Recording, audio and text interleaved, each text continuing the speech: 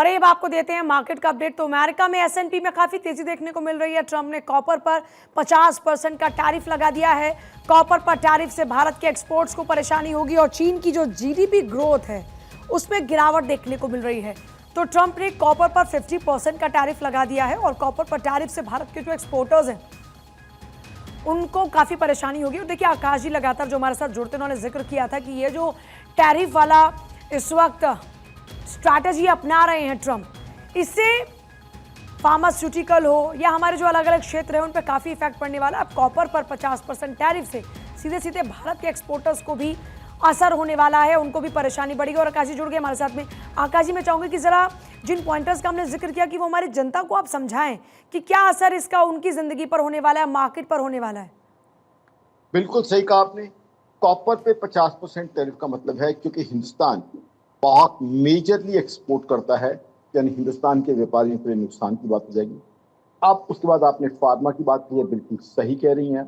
Pharma पे 200% tariff propose किया गया है। हालांकि ये कहा गया है कि साल के बाद लगेगा, कहीं साल या उसके भी बाद लगेगा, लेकिन 200% के करीब टैरिफ प्रपोज किया गया है।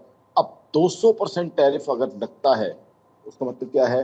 हिंदुस्तान का सबसे बड़ा फार्मा अगर ओवरसीज हम किसी को सप्लाई करते हैं तो यूएस को, तो हिंदुस्तान के फार्मा मैन्युफैक्चरर्स के लिए दिक्कत आएगी। हालांकि यूएस में भी अगर देखें, दवा $1 की मिलती थी, अगर $3 की मिलेगी तो यूएस के अपने नागरिकों के लिए बहुत दिक्कत है, क्योंकि दवा तो सबसे एसेंशियल चीज़ है। किसी व्यक्ति की तबीयत खराब होगी तो वो कंज्यूम करेगा।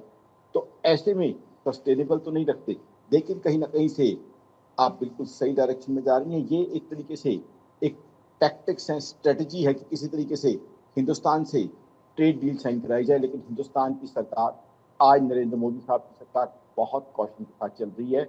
हमारी सरकार ने बड़ा क्लियर कर दिया आज की तारीख में कि किसी भी तरीके से कोई जल्दबाजी नहीं की जाएगी, क्योंकि एग्रीकल्चरिस्ट का इंटरेस्ट प्रोटेक्ट करना है, डेयरी फार्मर्स का इंटरेस्ट प्रोटेक्ट करना है। हमारे लिए बहुत जरूरी है कि हमारे किसान भाई, हमारे अन्नदाता का इंटरेस्ट प्रोटेक्ट करें, डेयरी फार्मर का इंटरेस्ट प्रोटेक्ट करें, वो बहुत जरूरी है। उसको देखते हुए आगे चल के डील होने की संभावना है। बहुत शुक्रिया सर जुड़ने के लिए, पूरी जानकारी हमारे दर्शकों को साझा करने के लिए।